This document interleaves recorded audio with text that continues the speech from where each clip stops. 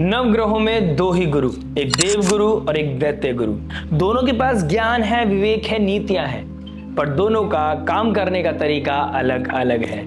दोनों के कैरेक्टरिस्टिक अलग हैं। एक गुरु जो अपनी नीतियों को नहीं छोड़ते, अपने स्वभाव को नहीं छोड़ते, अपने कैरेक्टर को नहीं छोड़ते, अपने धर्म को नहीं छोड़ते, वो है देवगुरु बृहस्पति।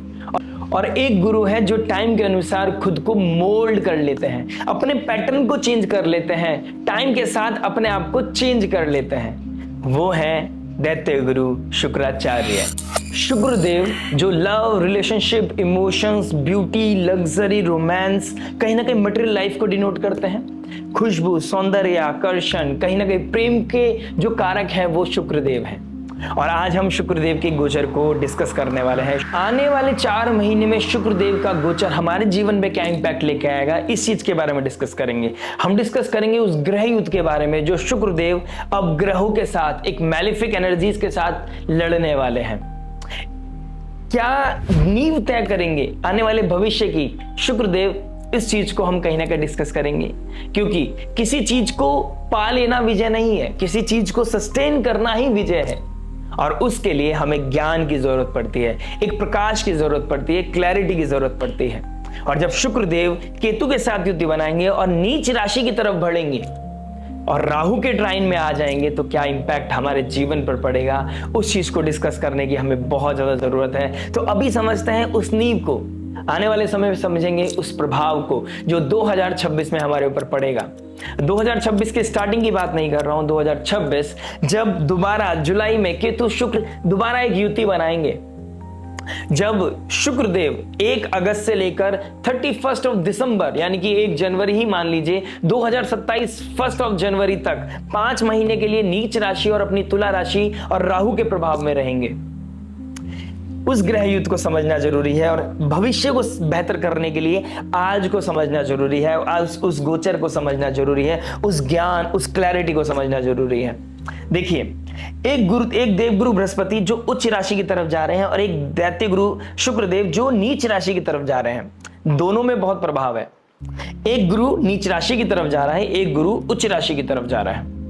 2026 को अगर मैं खगोलता हूं तो उस समय गुरुदेव बृहस्पति स्टेबल होके उच्च राशि में बैठेंगे और शुक्रदेव बहुत समय काल के लिए, जहां पर वो वक्री भी हो जाएंगे, तो जो लव, रिलेशनशिप को डिनोट करता है, जो फाइनेंसेस, लग्जरी को डिनोट करता है, ब्यूटी, रोमांस को डिनोट करता है, उसको पाने के अलावा हमें उसे सस्टेन भी करना है, गलतियों से बचना है। इसलिए हमें इस ग्रह युद्ध को समझना है, आने वाले नींव को समझना है, जिससे कि हम अपने भविष्य को और बेहतर कर सकें। इसी पर्पस के साथ आज इस वीडियो को मैं बनाने की कोशिश कर रहा हूं और आपकी लगन राशि के बारे में भी डिस्कस करूंगा। आइए दोस्तों, बात करते हैं स्कॉर्पियो लगन एंड स्कॉर्पियो मून साइन वालों के लिए। वृश्चिक लगन, वृश्चिक चंद्र राशि अगर आपकी है तो आपके लिए बहुत इंपॉर्टेंट वीडियो है, क्योंकि मैरिड लाइफ को जो डिनोट करता है वो है शुक्रदेव और आपके लगन, आपके 7th हाउस के मालिक भी शुक्रदेव है।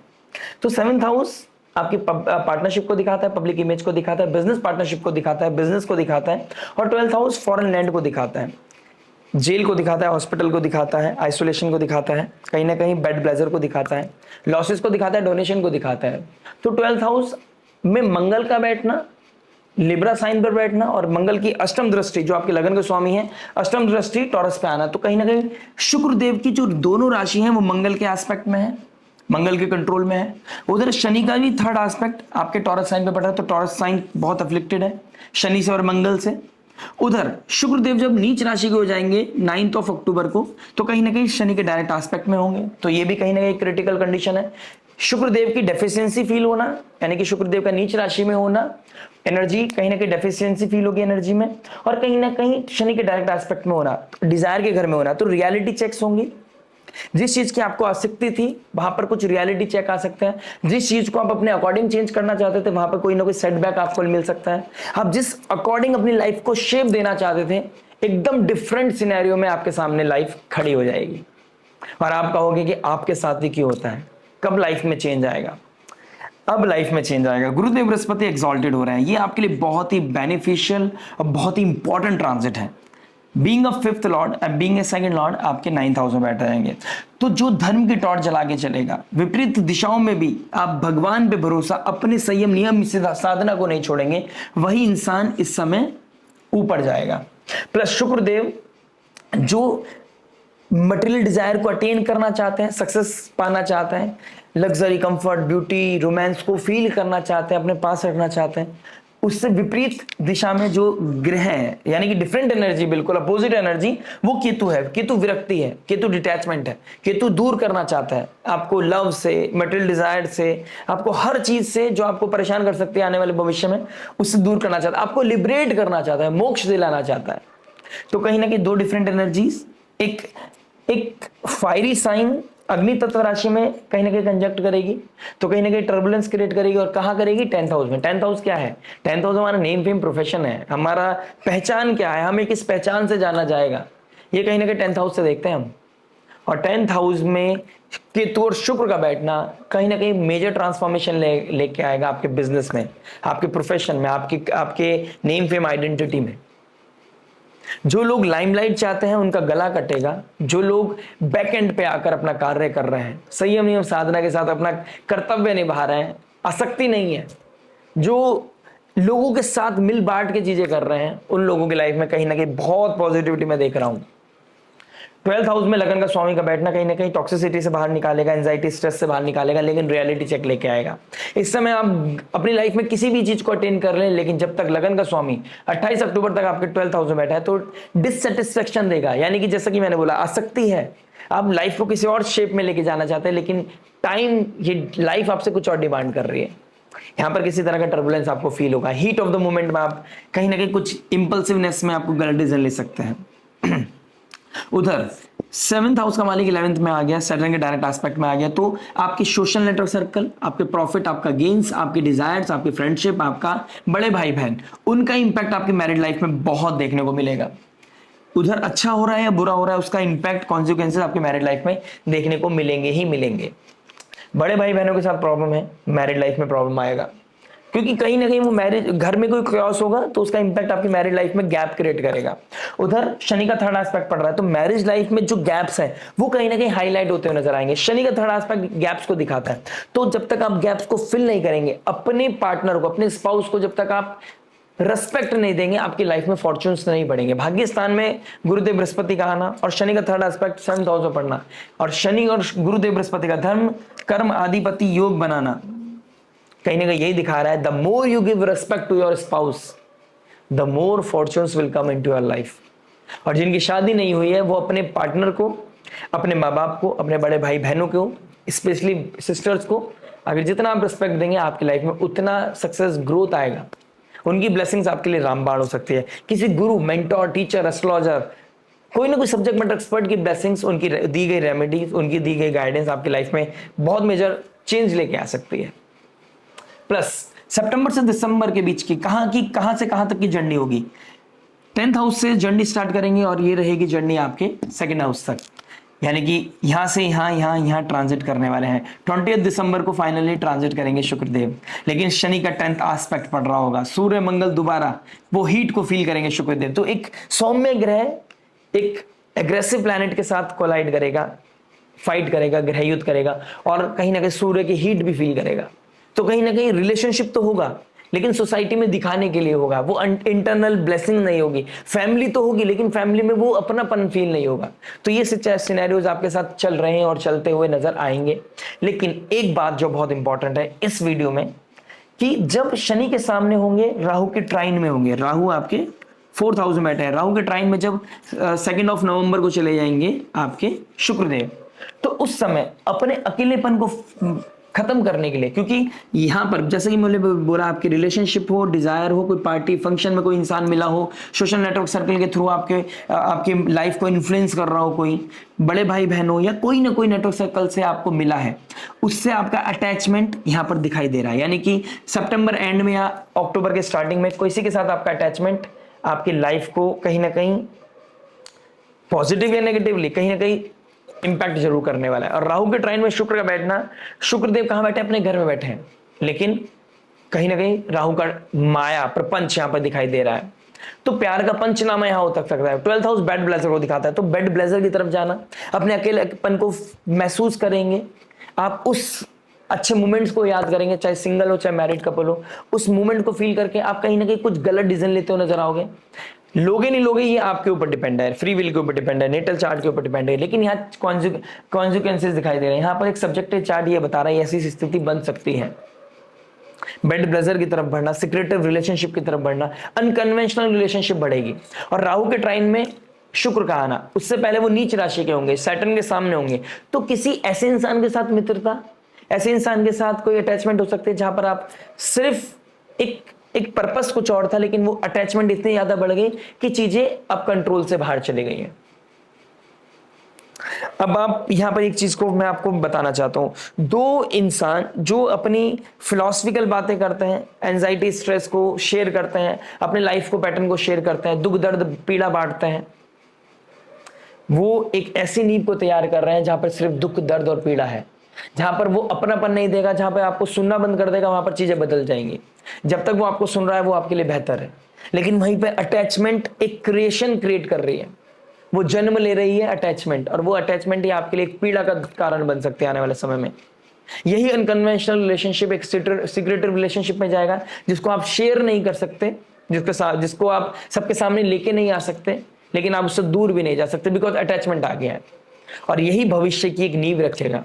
तो यहीं पर धर्म की टॉर्च जलाना बहुत जरूरी है। एक गुरु एग्जॉल्ट हो रहा है, एक गुरु कहीं ना कहीं डिजायर का मालिक कहीं ना कहीं डेबिलेशन में जा रहा है।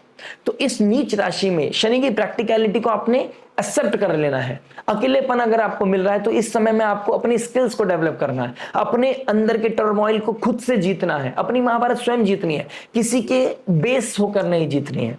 अदरवाइज वो रिलेशनशिप किसी और का फॉर्म ले सकती है और ट्रबल क्रिएट कर सकती है। कुछ लोगों की लाइफ में इस समय शनिदेव रेट्रोग्रेड होकर बैठे हैं आपके 5th हाउस में, लव रिलेशनशिप में बैठे हैं, और शनि शुक्रदेव का आस्पेक्ट करेंगे, तो कहीं ना कहीं मरकरी का रेट्रोग्रेड होना 10 नवंबर को, 10th ऑफ नवंबर को, और उधर शुक्रदेव शनिदेव रेट्रोग्रेड है, ऑल्दो 13 नवंबर को डायरेक्ट हो जाएंगे। तो कहीं ना कहीं शनिदेव जहां बैठते हैं वहां आसक्ति पैदा करते हैं, एनर्जी बहुत ज्यादा डीप लेके जाता है। और उधर मरकरी का डायरेक्ट रेट्रोग्रेड होना, पास्ट रिलेशनशिप के साथ आपका कोई कनेक्शन बिल्डअप होगा, पास्ट की तरफ, अतीत के पीछे पास जाएंगे आप, या तो वो क्लोजर मांगेंगी या फिर कोई ना कोई दोबारा एक इवेंट, कार्मिक इवेंट ट्रिगर होगा, दोनों का एक साथ मिलना, किसी तरह का कंक्लूजन, किसी तरह का सॉरी, किसी तरह का क्लोजनेस, किसी तरह की इंटीमेसी, दोबारा से सेम सिनेरियो ट्रिगर होते हुए नजर आएंगे। इस समय आप शायद कह सकते हो नहीं नहीं मुझे ये चीजें नहीं चाहिए, लेकिन जब समय अपना प्रपंच रचेगा तो उस समय आपको अपनी बुद्धि विवेक का ध्यान रखना होगा, उसका इस्तेमाल करना होगा। किसी सब्जेक्ट मैटर एक्सपर्ट की एडवाइस चाहिए होगी, किसी गुरु लाइक फिगर की आपको एडवाइस चाहिए होगी, तभी आपकी लाइफ में एक पॉजिटिव ट्रांसफॉर्मेशन आएगा। शुक्रदेव जब 1st हाउस में आएंगे तो multiple relationship, opposite gender, 1st house में शुक्र आ गए, भाई शुक्राचार्य 1st हाउस में आ गया तो ब्यूटी, प्लेजर, रोमांस दिखाई देगा शनि के, लेकिन शनि के ट्राइन में है तो रियलिटी भी होगी, लेकिन कुछ ना कुछ काल है ना शनिदेव, तो कुछ ना कुछ डीप हिडन चलेगा। यानी कि 26 नवंबर के बाद कुछ ना कुछ सीक्रेटिव चीजें यहां पर दिखाई दे रही हैं। लेकिन शनि का 10th एस्पेक्ट जब पड़ेगा तो सूर्य की हीट, मंगल का एग्रेशन, और शुक्रदेव जब यहां पर जलेंगे 10th एस्पेक्ट से, और मंगल की हीट, मंगल के एग्रेशन से और सूर्य की हीट से, तो ये युद्ध की राशि है, इनिशिएशन की राशि है। तो आप अपनी गलतियों से लड़ते हुए नजर आओगे, आप अपनी फैमिली की एथिक्स, मोरालिटी को कहीं ना कहीं याद करते हुए नजर आओगे, सही गलत में कहीं ना कहीं कोई परिभाषा ढूंढने की कोशिश करोगे, आप कोई इंपल्सिव कमिटमेंट किया था उसको ठीक करने की कोशिश करोगे। लेकिन जो बीज डल चुका है उसका प्रभाव आपको देखने को मिलेगा, हर एक्शन का रिएक्शन देखने को मिलेगा। ये सितंबर से दिसंबर का ये जो जर्नी है ये आने वाले भविष्य में बहुत मेजर लेवल में अनफोल्ड होने वाली है, क्योंकि जब सेम सिनेरियो केतु देव शुक्र के साथ युति बनाएंगे 26 अगस्त को, अगस्त में, मिड ऑफ अगस्त में, उसके बाद जब शुक्र देव दोबारा नीच राशि की तरफ एग्रेसर होंगे, उस समय ये नीच राशि में शुक्र का होना, फिर तुला राशि में जाना, फिर पीछे होना, शनि के डायरेक्ट एस्पेक्ट में होना, राहु के ट्राइन में होना, तो कहीं ना कहीं ये 5 महीने के लिए होना रहा है, क्योंकि शुक्रदेव भी उस समय वक्री होंगे, मरकरी भी वक्री होंगे, शुक्र भी वक्री होंगे, और सूर्यदेव भी नीच राशि के होंगे अक्टूबर में, नेक्स्ट ईयर की बात कर रहा हूं 2026 की। तो 1 अगस्त से लेकर 1 जनवरी 2027 का ये सफर आपके लिए बहुत ही इंपॉर्टेंट और बहुत ही कार्मिक चीजों को अनफोल्ड करेगा। जो आपने अतीत में किया है वो आपके सामने आएगा, जो आपने 2020 सितंबर के बाद सीखा है वो उस एक्सपीरियंस को यहां यूज करना पड़ेगा, क्योंकि आपको समझना होगा कोई भी इंपल्सिव होकर कोई भी चीजों को अटेन कर लेना शांति नहीं है, किसी चीज को पा लेना ही सक्सेस नहीं है, उस चीज को सस्टेन करना सक्सेस है। और जो पास्ट में, अतीत में हुआ, उसका आज कोई पहचान नहीं है, उसका कोई निशान नहीं है। तो ऐसे ही आज की स्थिति में किसी को भगवान बनाने की जरूरत नहीं है, अपना वर्चस्व देने की जरूरत नहीं है, अपने इमोशंस उतना देने की जरूरत नहीं है जो अननेसेसरी हो जाए, जो चीजों में धर्म अधर्म की तरफ बढ़ जाए। बहुत भारी वर्ड है धर्म अधर्म, लेकिन मैं आपको समझाने की कोशिश कर रहा हूं। इंटेंसिटी को समझिए कि इस समय काल में कोई भी एक गलत स्टेप आने वाले चीज जो लाइफ में एक कार्मिक चीजों को अनफोल्ड करेगी। मैरिड कपल को बहुत ध्यान देना पड़ेगा क्योंकि कोई सीक्रेट रिलेशनशिप आपकी लाइफ में दिखता नजर आ रहा है, लेकिन सूर्य देव जब आपके 15 नवंबर को फर्स्ट हाउस में आएंगे और शनि का डायरेक्ट एस्पेक्ट, थर्ड एस्पेक्ट पड़ रहा है, तो यहां पर आपको कोई ना कोई सीक्रेट रिलेशनशिप भी बाहर आ सकता है, सीक्रेसी बाहर आ सकती है या सीक्रेसी जन्म ले सकती है। तो अपना ध्यान रखिएगा, अपने एक्शंस का ध्यान रखिएगा। रेमेडी के तौर पे आप क्या कर सकते हैं? शुक्रदेव का मंत्र जाप कर सकते हैं, आप श्री सूक्तम का पाठ कर सकते हैं, आप महालक्ष्मी की आराधना कर सकते हैं, आप देवी कवच का पाठ कर सकते हैं, आप दुर्गा जी का पाठ कर सकते हैं, दुर्गा जी के 100 नाम का आवाहन कर सकते हैं, तुलसा जी को दीपक दिखा सकते हैं, दीपदान कर सकते हैं। कार्तिक मास में अति उत्तम रेमेडी हो सकती है। और लगन के स्वामी हनुमान है, वीर पौनपुत हनुमान है। काज किए बड़देवन के तुम वीर महाप्रभु देखे विचारो, कौन सा संकट मोर गरीब को जो तुमसे नहीं जाते टारो, बेगी हरो हनुमान महाप्रभु जो कुछ संकट हुए हमारो, को नहीं जानते है जग में कभी संकट मोचन नाम त्यारो। हनुमान चालीसा रेगुलर रिसाइट कीजिए, आपकी लाइफ में नेगेटिविटी आएगी तो, लेकिन आपका कुछ बिगाड़ नहीं पाएगी। बस अपनी संयम नियम साधना का ध्यान रखिएगा। किसी सब्जेक्ट मैटर एक्सपर्ट की एडवाइस लेना मत भूलिएगा। मिलते हैं नेक्स्ट वीडियो में। टिल देन नमस्ते, राधे राधे, प्रणाम।